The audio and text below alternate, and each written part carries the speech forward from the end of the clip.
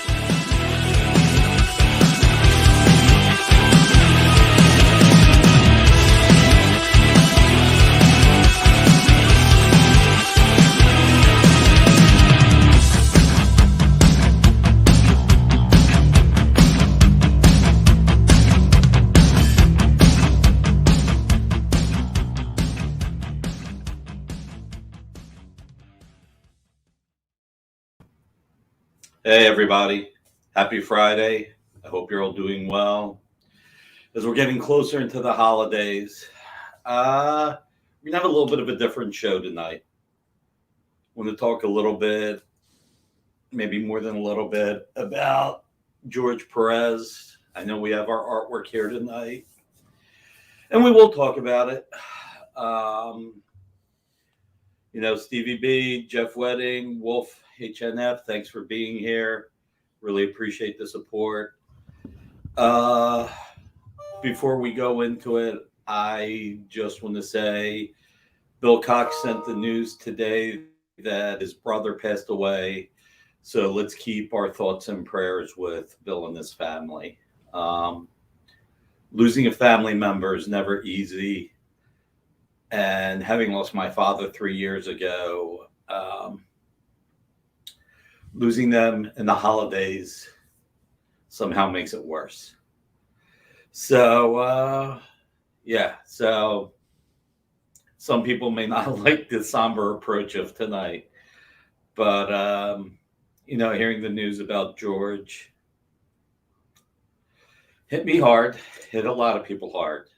Shows you how loved he is. Me hit me a little harder because my dad passed away from pancreatic cancer 3 years ago, just about at this time. George, as odd as it might be to say, is fortunate that they caught it now so that he can spend as much quality time with Carol as he can. So, sorry that this isn't our normal thing. I do want to talk about George a little because how much he's meant to me. Anybody's willing to chime in to add in your thoughts, your feelings. But I think the industry is far, far better that he's been here. And I don't know if Kyle wants to chime in and be a part of this a little bit. He's open to if he wants to, and obviously doesn't have to. Samuel, hey, how you doing, man? Let's see. Yeah, Bill is an amazing person. Dwayne's a pain. It sucks. There's no other way to say it. It just sucks. So I wanted to talk a little bit about George. Again, for me, Crisis on Infinite Earths is probably my favorite title of all time. I've got this book in so many different formats. I remember the Absolute Edition when it came out. It's funny, it came out about a little bit more than 10 years after the series ended. It's just one of the greatest series of all time. And just remember this incredible wraparound cover by George and by Alex Ross. Nobody could have laid out this many characters and made them look this great like George.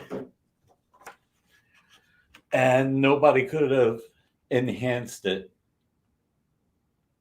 and added their own flavor, but still kept all of George in there like Alex. I did put on a Facebook post, hearing the news about George made me feel like that. And I thought I would bring my Crisis 8 pages in to show people some of them. Maybe go in reverse. Oh, there you go. Kyle has them there. So, you know,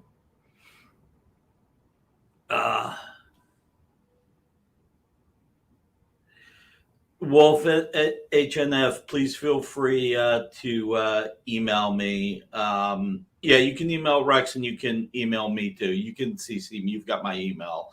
They should have gone out at maybe the post office. Just everything's slow right now. So, but we will look into it for you, man. We will look into it, you know? So, yeah, absolutely. So I thought, Nick, one of the best ways to maybe do this would just be to kind of go like this. Yeah. And just throw some pages up for people to look at, and just to we could just kind of talk about the stuff, you know. This isn't normally how we do things, you know. Normally you and I are, oh my God, look at that thing. And it's not kind of the mood right now. And I hope people understand that, you know, what we're dealing with, like, you know, we both have our jobs to do, but our jobs are so heavily impacted by George and so many of the great legends in the industry. So when news like this breaks, it, you know, it kind of throws a whole, not a wrench, that's the wrong word, but it kind of just, look, it just affects us. Just makes you appreciate it a little harder. Yeah. I mean, and I think, you know, the one thing I said is that it's weird saying fortunate, but George is fortunate that he caught it earlier and he's getting time to do things his way and spending time with Carol. Every time I've met George, the way he talks about Carol, his eyes just light up. And sorry, guys, not the usual me tonight. Mm-hmm. So yeah, Crisis. I won't be looking at the camera because I need to look at what Kyle's putting up. Right. Well, I mean, the second page or third page you sent me had this beautiful dark side. I've always made the joke that dark side single page back then, today would be a full issue. It's true. Like, and they were cramming so much work in to, you know, a three panels across the top that today would be a whole page, you know. Just it's one of those kind of interesting things to think about, the way art has changed and the way, really, when you think about George, he bridged the gap from the, you know, the golden age great masters and the, you know, guys all the like way to the Silver Age and right, all the way to the Silver Age and going into the Bronze. I mean, he and John Byrne were that next step after Neil Adams and Jim Steranko. They really they were two of the creators that made the comics industry more exciting. And they were like a yin and yang, Marvin, George, and Claremont and Byrne, you know, two at Marvel, two at DC, just really made the industry grow. So, like I said, but you don't get from John Romita Sr. and Shelley Moldov and those guys to Jim Lee and Todd McFarlane and, you know, the more modern style of art we see today, without guys like Neil Adams and George Perez and you know, some of the others of their contemporaries. Stay here for 2 seconds if you don't mind. This, when the Absolute Crisis first came out, I'll tell a story real quick. Some people may have heard it, some people may not have. George and Marv and Alex flew in one day to sign copies of Absolute Crisis. And a few days later, Jerry Ordway, Mike DiCarlo, and Dick Giordano took the train down from Connecticut to sign copies of Absolute Crisis. We couldn't make it work at the same time.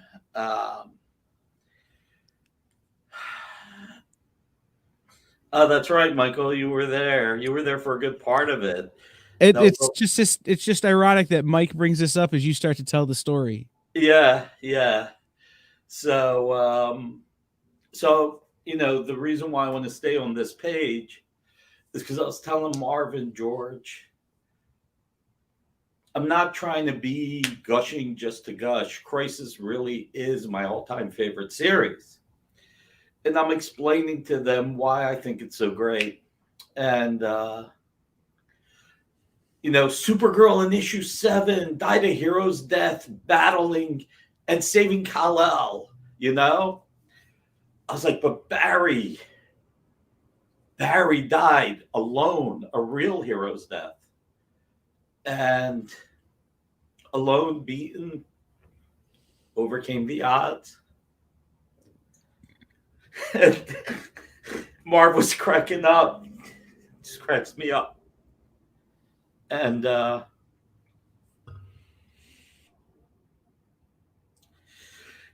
George was about to say something, and Marv goes, kind of shushes him and says, you should really tell Jerry that story when he comes down. I was like, why? I was like, and they just said, you should tell Jerry. And George had that nice smile, that nice smile he always has. And, a couple days later,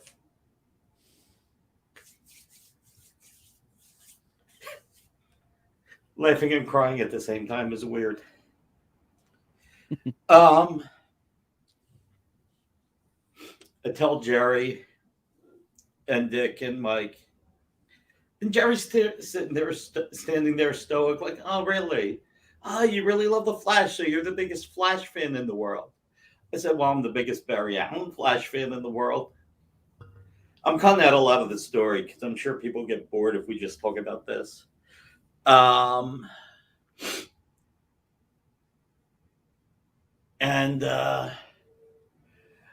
Mike DiCarlo's cracking up. And Dick kind of gives like that little kick that you give somebody, and he goes, tell the kid. He should know.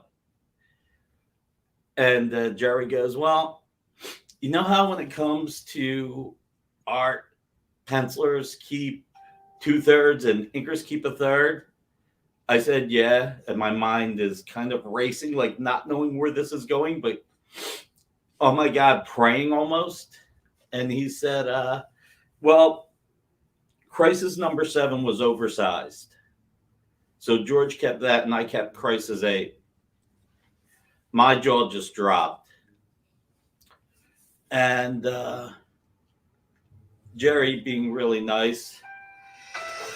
Oh, great. One of these days, I will remember to turn my phone off when I go on the air.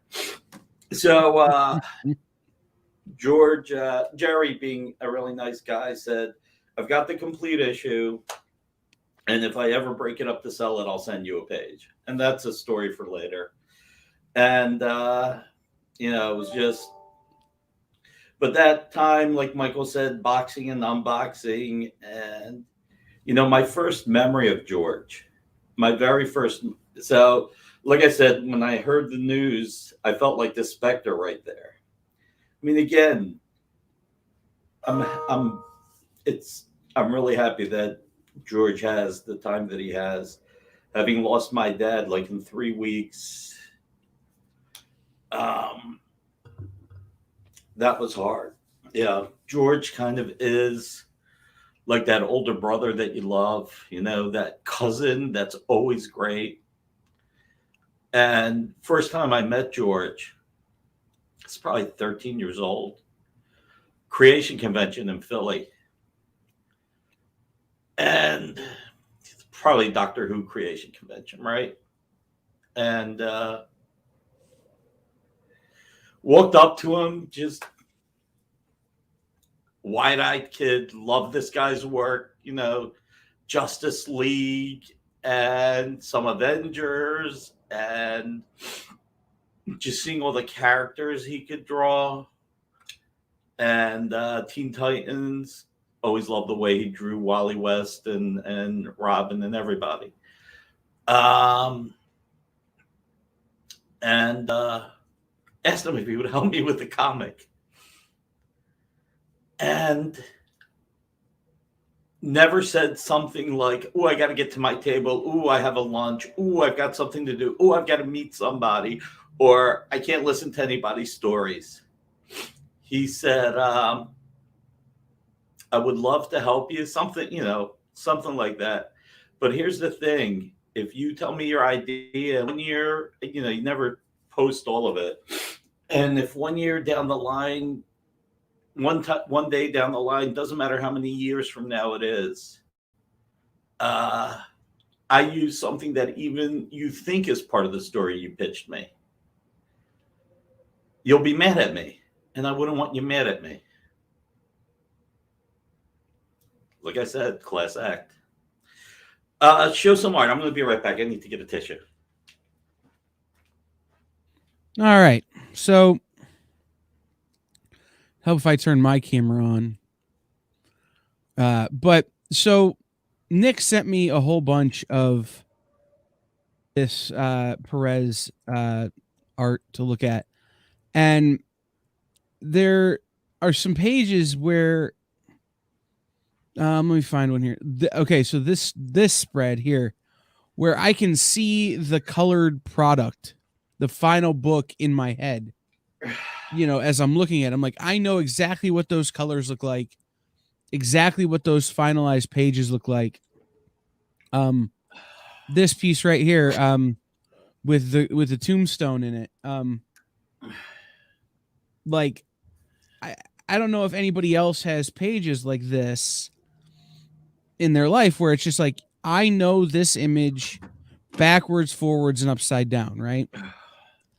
And there aren't that many artists that I can think of that have the number of people who would say, yeah, I've studied that picture. I've studied that piece for hours and hours and hours. The funny thing about that cover is I'm a huge fan of JLA 171 and 172. It's one of my favorite JLA stories.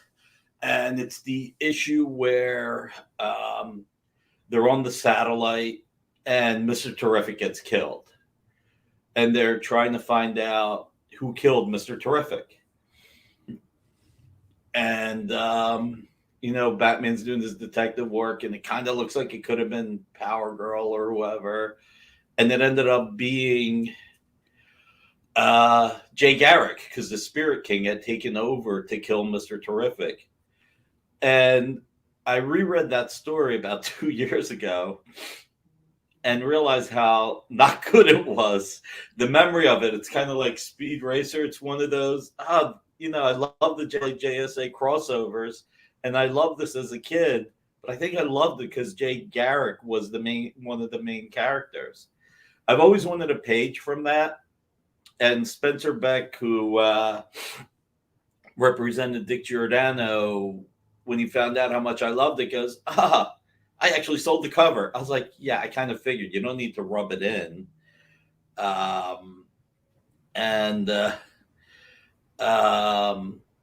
When this came up and available for sale, since I've never seen a page from those two issues, and the covers have, try getting a Dick Dillon cover anywhere.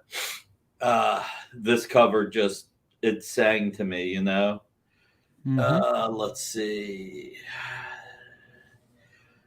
Yeah. No, George was wonderful.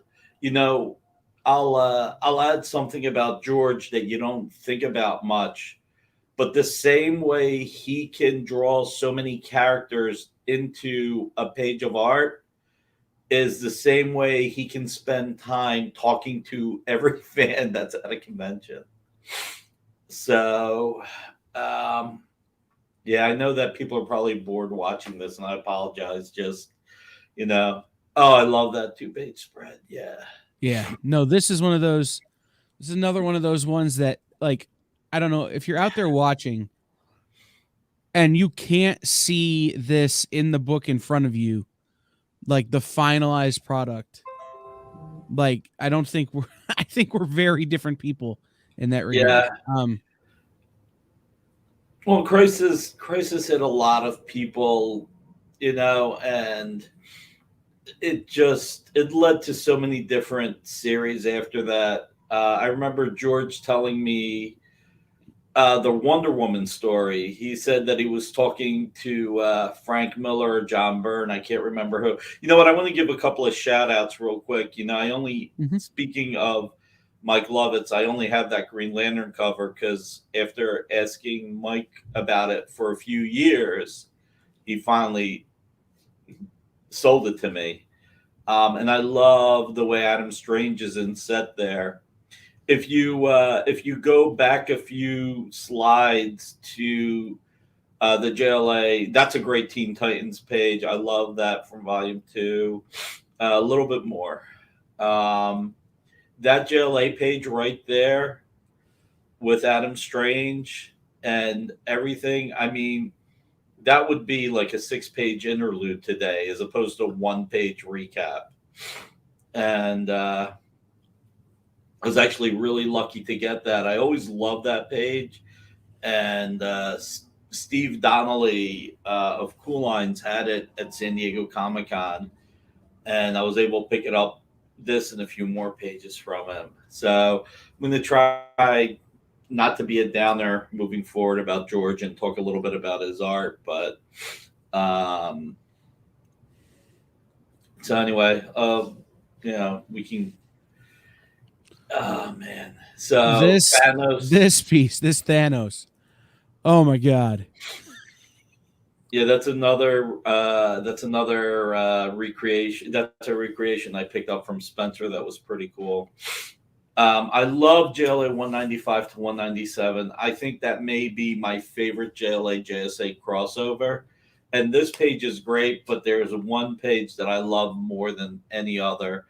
And Kyle's got a few pages interspersed here and there. We'll get to it. Look at that page with Signal Man coming out. And a lot of these pages I was lucky to get from Mike Lovitz as well. I mean, Mike probably is the biggest George Perez fan. That page. So Mike probably is the biggest George Perez fan out there. And he collected George's art for decades.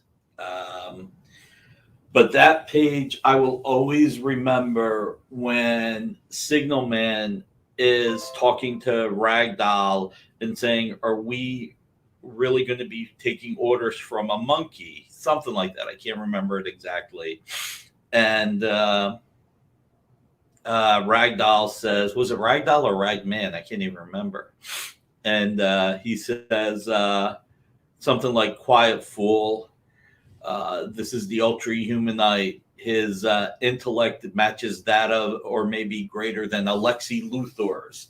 And, there's a name you haven't heard in forever, Alexi Luthor. And, it shows the Ultra Humanite, how he's taken over other people's bodies over the decades. And it's just a great page that was always burned in my mind, how much I love it. And the character is so cool. He ended up in All-Star Squadron. Jerry Ordway did some beautiful work with it. And, Jerry's the nicest guy in the world. One day I'll tell the story about how fortunate I was thanks to Jerry.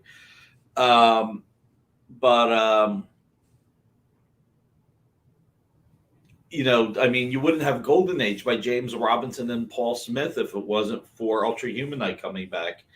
That JLA 202 cover, that's actually one of my favorite covers. That's also one that Michael was gracious enough to sell to me. The JLA 217 recreation, George, this is how generous the guy is.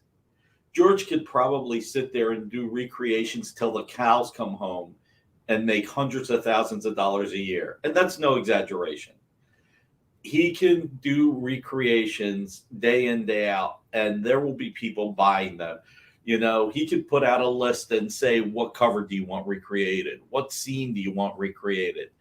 And I know people would put down crazy money for it. I mean, there's just, the man is so fantastic. But what he does once a year is he'll do a piece of art, a recreation or something, and he will add to it.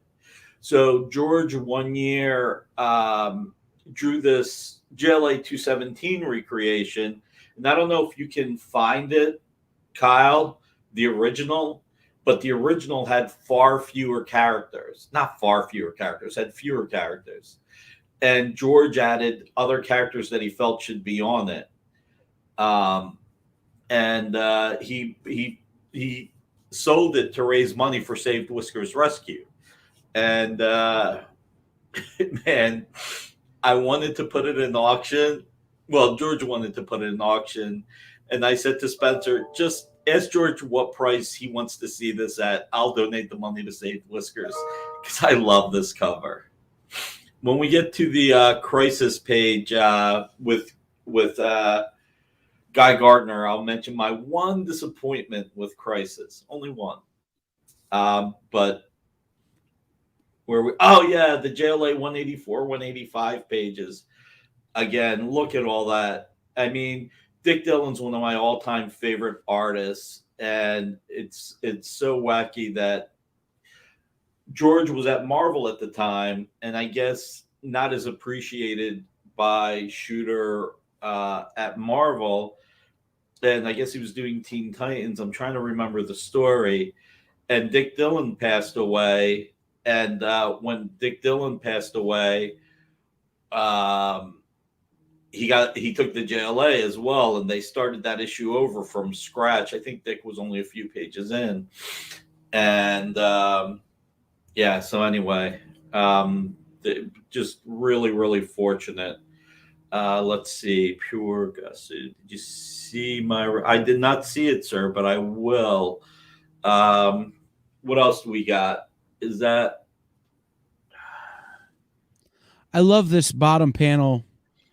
Scroom. Like just the use of the, outside of the 66 Batman, I think George was is one of the greatest users of sound words. Yeah. Like every title you read of every work he's done has got one of these kind of big call outs where you can just hear it in your head. John Workman's another creator who does a great job. He worked well with Walt Simonson and Howard Chaykin and really added a lot. Oh man, yeah, the JLA 192, 193 with T.O. Morrow. I love that. Some great stuff here. Just beautiful art. Oh man, that I got that from Kevin Brogan, the Justice Society cover, and it's really we did a trade. I had a Dick Dillon splash that he really wanted a JSA cover splash page. And I don't know if you know Kevin Brogan. You might know him. He's a really great guy. Volunteers for the Hero Initiative. Just there at conventions, putting the buckets on creators' tables, collecting the buckets for the Hero Initiative. And, he's a really smart and well-off person. You wouldn't think somebody like him would be a volunteer. And he's so generous. And when he wanted the Dick Dillon splash, I agreed to it partially because of how much it meant to him. And I have some Dick Dillon art, so I felt fortunate. And so I told him, find something that I would be happy with, and I'll trade you. And, this was via email. And he said, how about this JSA cover? I said, yeah, I think I'll be happy with that. Yeah. It's an homage to the All-Star Comics cover. And like I said, sorry, I'm looking at the board just seeing if anybody needs anything. Stephen Butler. Yeah, Stephen does a great job. What else we got? Let's switch back over to so this. I guess we're gonna take a little bit before. Oh, that. Like I was saying, I love the way he drew Wally West and Kid Flash. And when this Who's Who page came up, I mean, holy, is that the ultimate Kid Flash drawing? It's just I love how it just sound like you can see it and you can hear it going shh. Yeah. Like, you can just hear the movement. Well, I mean, and look at the after images. I mean, Jesus. That is so beautiful. I think we're really lucky that we get to talk about George while he's still with us. That's the Black Widow Marvel Fanfare. I always loved that issue. I thought it was great. And I think it was done years before then. It was supposed to be for something else, and it ended up being here. And then the Marvel Tales Spider-Man. I mean, this might be the only time outside of, I think George might have inked some trade paperback covers of Iran Friends, but this is one of the few Spider-Man covers that George has drawn on his own. And I think he did 3 Marvel Tales covers, and it's with Hobgoblin. And it's just, so somebody was once saying to me, and I'm not trying to be mean when I say this, even though they were serious when they said this. And I'm going to, they were like, wow, Hobgoblin's really small. Was it worth getting? Yeah. It's George Perez, Spider-Man, Hobgoblin. Yeah, it was worth getting. Who cares if Hobgoblin is small? It's beautiful. So, let's move on to the next image. Probably, sorry if anybody's bored. This is this 2-page spread with the connecting middle panel. That's this weird kind of splash. Yeah. Like, just the layout of this is a crazy. Oh, it's undertaking. Insane, and that's also one that I was fortunate to do a deal with Mike Lovitz. He was getting another 2-page spread by George. So he was willing to let this go because he was getting something else that was a favorite of his.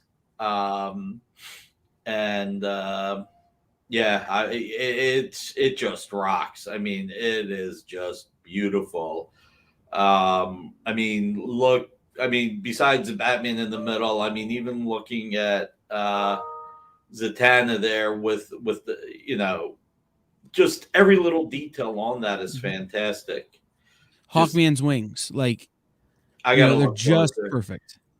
Oh no, Hawkman's wings, Green Lantern in the air. I mean, every aspect of it. Green Lantern in the bottom right.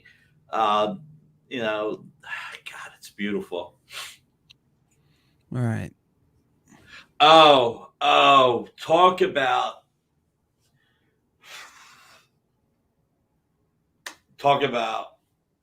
right place, right time. I was talking to Mike Berkey one night, and out of the blue, we're talking about the Teen Titans page right there.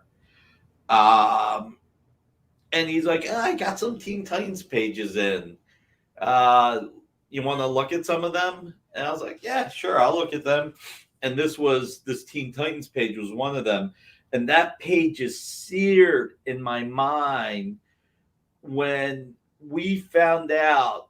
And looking at it now, it's kind of creepy. But like Terra was leading on Gar and infiltrated the Titans, and And not that one, the other one. And The other page? infiltrated the Titans. And then you see that page with her and Deathstroke. And I think I'm going by memory, Deathstroke, heel turn by Terra. That's right, Marcus. Deathstroke is, I think he said something like, betrayal or something won't feel the same when it happens. And, she's sitting there like the opposite of the cute little girl that you saw, like with the makeup and everything. And it's just, being, what was I, 15, 16, reading that. And you never saw betrayal like that in the comics. I mean, you had Phoenix Saga with Mastermind messing with Jean Grey's mind, and everything that happened there, manipulation. But this kind of swerve, betrayal, this was the first time I remember reading something like this. And it was just so well done in so relatively few issues. But Marvin George just did it great. And I think George actually inked this page by himself. Stevie B, I don't know who George would say is his favorite inker. I'm sure different years, maybe he had different favorites. Obviously, Romeo just killed it on him. This Teen Titans cover is just beautiful. It was to the first archives, and it's just so great. I mean, the big difference here, I'm gonna have to look closely. When you get to be my age, it's hard to see. The big difference on this one is usually you'll see Robin in the front on the floor, not in the air. But George did something different here, and it's George, so it worked. Yep. So, okay. These are thanks to Michael Finn. Now, I so remember the Deluxe Comics Thunder Agents coming out. God, I must have been 15 or 16. I can't remember. And they were $2 each. And it's like, no, comics are 65 cents, 60 cents, 75 cents, whatever they were. But these Perez covers were just drop dead gorgeous. And no, wait a minute, not Michael Finn. I'm sorry. This was Steve Morger who had them, and he sold them to me. And Steve just was really gracious about it. He knew how much I love them. And Steve Morger sold these to me. And we did a deal. And he also sold me this, which I love. And this page is so freaking great as well. I mean, George's Thunder Agents, I don't know how many people remember it, but they were out of this world. Yeah, it was Morger, Michael. I corrected myself. I apologize. It was the Thunder Agents 4 that Finn had, and I actually won that in the Heritage Auction. So, yes, this was Steve Morger. And I have to tell you guys, Steve Morger is Frank Cho's agent and had big WowCon with Bill Cox and is one of the nicest guys in the hobby. I mean, fortunately, almost everybody is fantastic in this hobby, and Steve's just one of them. And he knew how much I love these, and we did a deal that was fair for both of us. And I'm sure he could have held on to them and waited for them to be worth more, but it just worked. What else we got? Well, then you had some internal pages from the Thunder Agents as well. Yep. Those are the only 2 pages that I have that are the interior pages. Yep. And then this is the last piece you sent me. That was one I was okay. So this is where we get to say, not that he would have known, but that's another piece that Michael Lovitz had. And I didn't know he had it. And I saw it in the Comic Link auction. And I'm telling him how I'm going after this. I was like, it's just so well executed. It's Janet Van Dyne and one of her Wasp costumes, and it's different and it's cool. And Michael goes, I wish I would have known. I would have sold it to you before I put it in the auction. I think Michael did a little bit better with it going in the auction. So that was. So this is the last piece you sent me. Oh, Richard Ship. All right, thanks. Yep.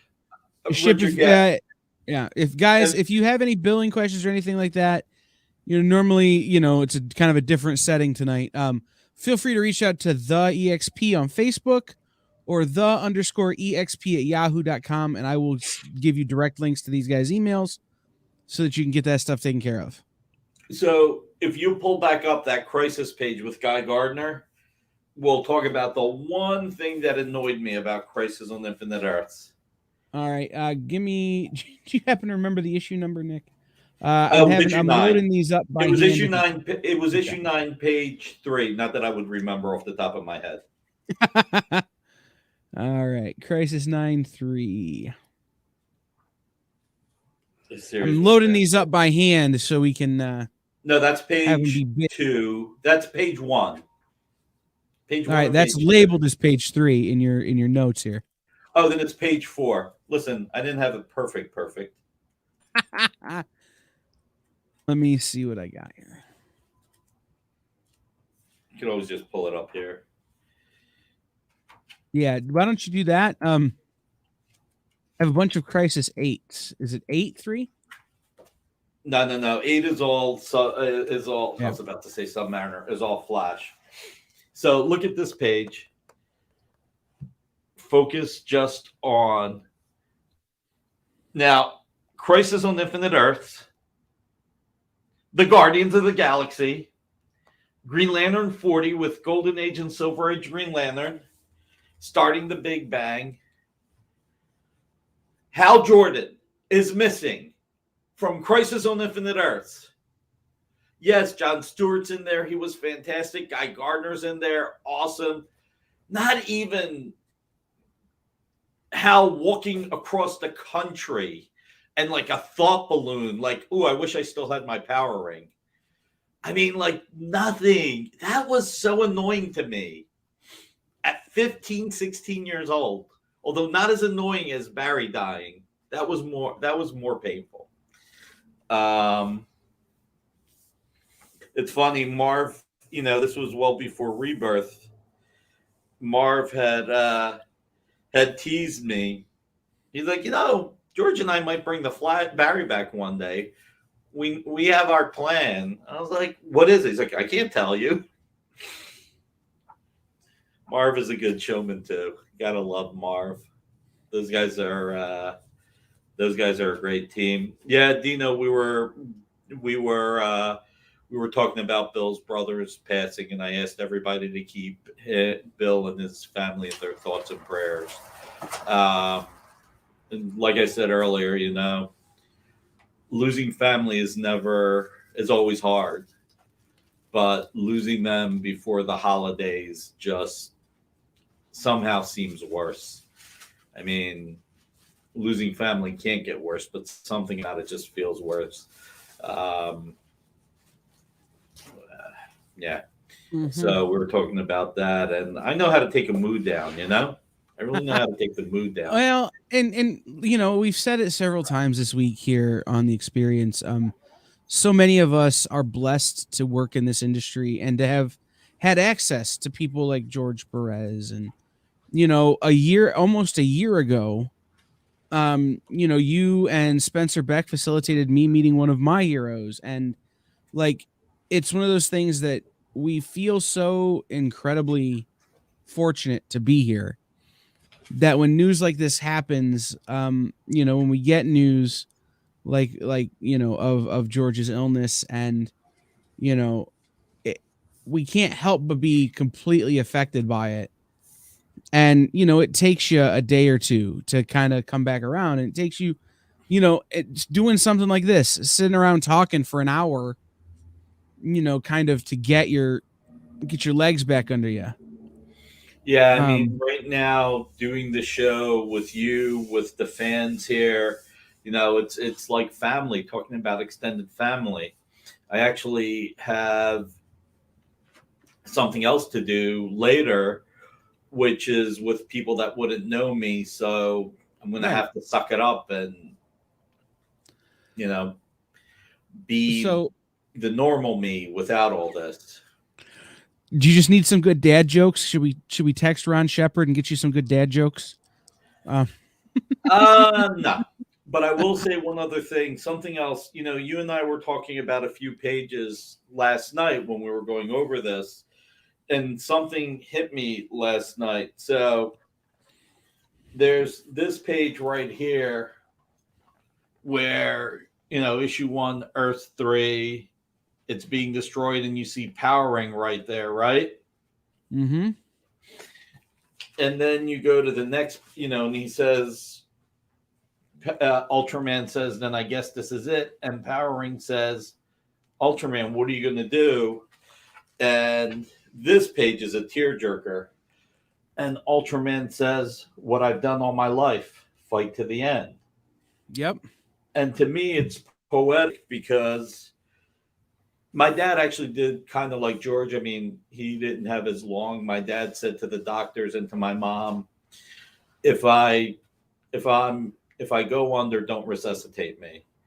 And he actually said to the doctors, he said, I'm not going to take any medication to extend my life. I've seen people do that and it tears apart the family. He said, I'll only take medication for any pain. And he said, get me the hell out of this hospital. He said, I want to die at home, not in the hospital. And no, I really, the thing that struck me in the announcement, I guess, is that rather than saying I want to spend time with my family, which he obviously did and does, it was about he wants everybody to get a chance to get an autograph, get a picture, get a hug. Yeah, like, doesn't have to do that. No, but that just shows the kind of ambassador and the kind of person that George is. I met him one time thus far. Hopefully I will get a chance again, praying for the time frame to be wrong and all of that kind of stuff. But I actually didn't intend to meet him when I met him. An indie creator friend of mine was hosting a panel that he was on, and I got my days mixed up, and I ran across the convention hall to go, talk to my friend, and I come just milliseconds away from running over these two people who are just kind of walking behind my friend. And like a ninja, my friend kind of swerves me out of the way, and I look up, and there stands George Perez and Marv Wolfman. And I turn to my buddy and I go, did I almost just run over George Perez? And he goes, yeah. And you're a lot bigger than he is.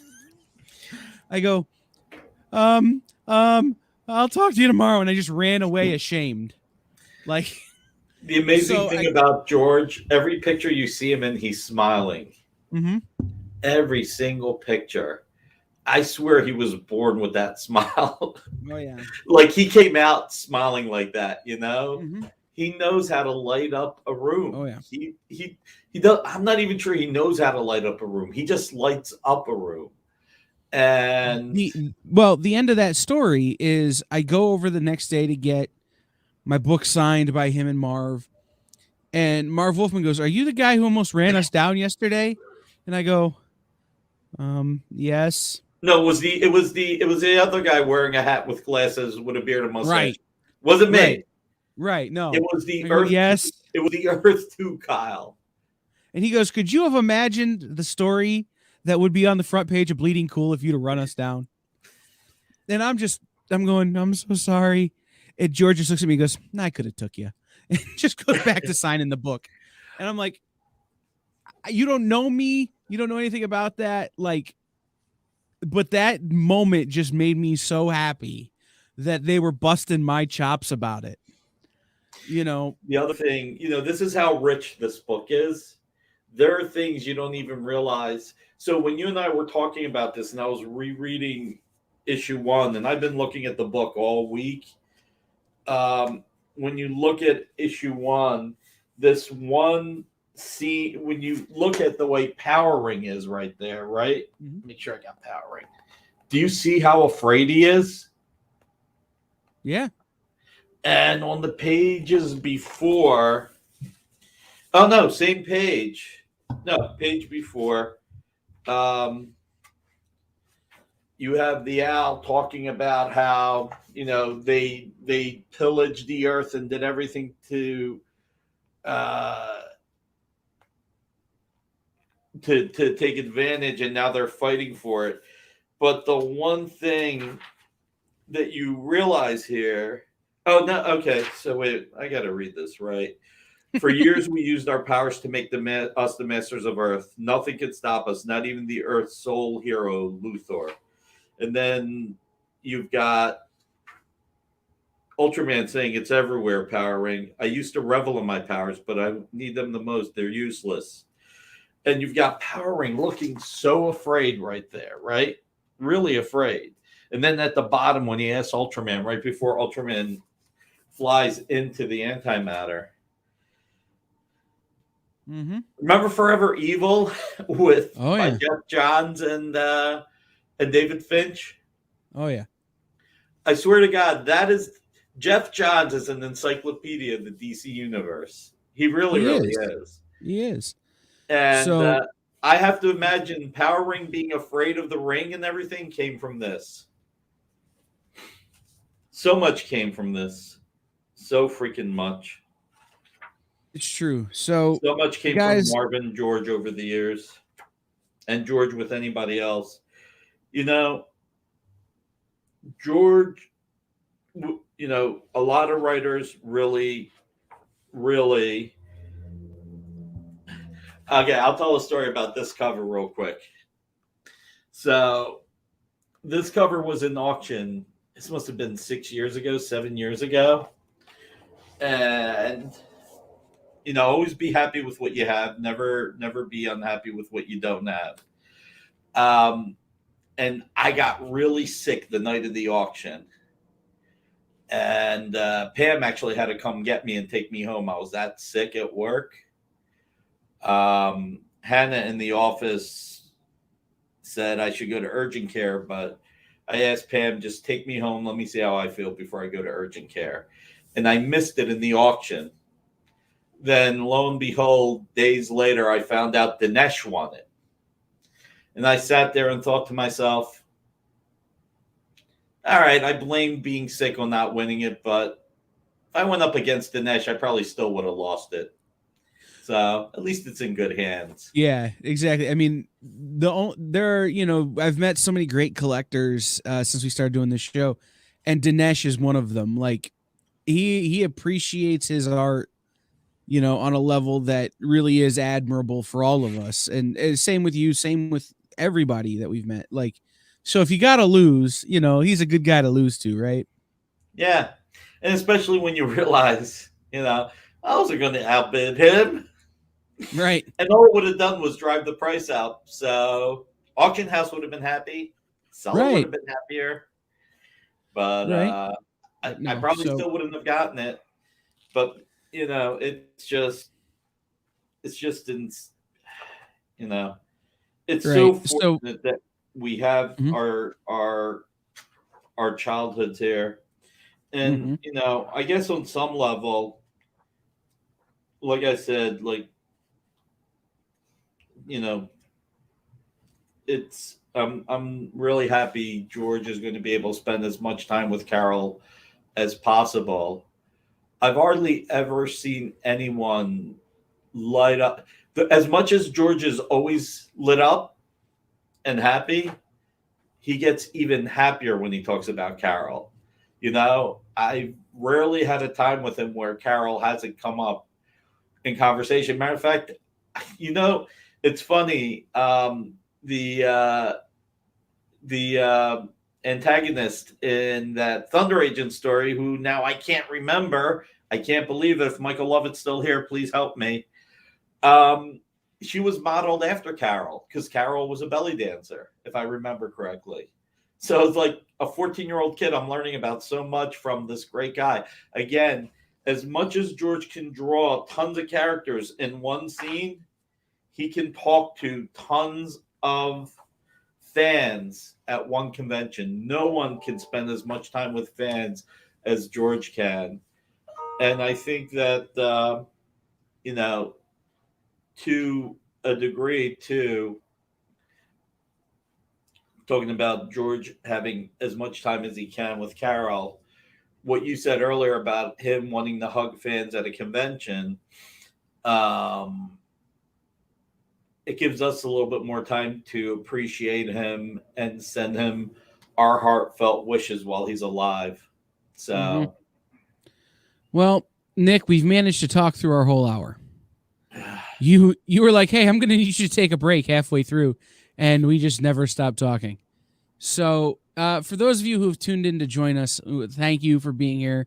Thank you for being part of this little, memorial that we've been doing. Like, not a memorial, a celebration. A celebration. A celebration. Yeah. It's hard to find the right words sometimes with this kind of stuff. But thank you for being a part of this. Thank you for being around, and we will we will see you back next week. Let's leave it with this. Let's definitely leave it with this. Keep those good thoughts and good vibes going for George. Mm-hmm. Let's pray that he still has a long time. He beats the odds. He should beat the odds. And again, let's also all keep Bill Cox and his family in our hearts and in our prayers. He lost his brother last night, and Bill was a champ. He is. He did his show last night, and the fans were there, and he knew he had to be there. But this is a hard time for him as well. So please keep him and his family in your thoughts and prayers as well.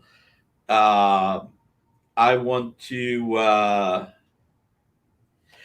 thank everybody for sitting through this.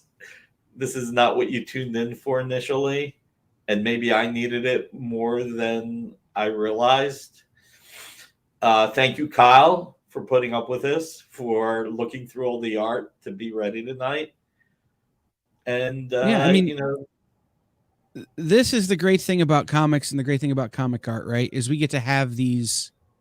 We can do this. It's we can sit together and appreciate it. There's very few fraternities like this where this kind of thing can happen. So I appreciate you sharing your art and sharing your memories, Nick. And again, come back next week, guys. If you tuned in this time for the first time, you're like, this is not what I signed up for. We understand. Come back next week. We've got some killer stuff that we've already got prepared, including some Sinister War stuff. Like, just tune in next week for some killer art, including from our friends, Ken Hazer and other things. So, and then stay tuned later on tonight for Nancy McCann. Nancy and I talked about George last night. I think she may have some of her own George Perez memories for that, for her show. So we will see everybody who was fortunate enough to meet George, their lives were better for it. Absolutely. Thank you, everybody. And when you it's the holidays, spend as much time with your family as you can. We all have a lot going on, but definitely make the most of it. It makes you think when this happens. So thank you all. Have a great one. We'll see you guys next week.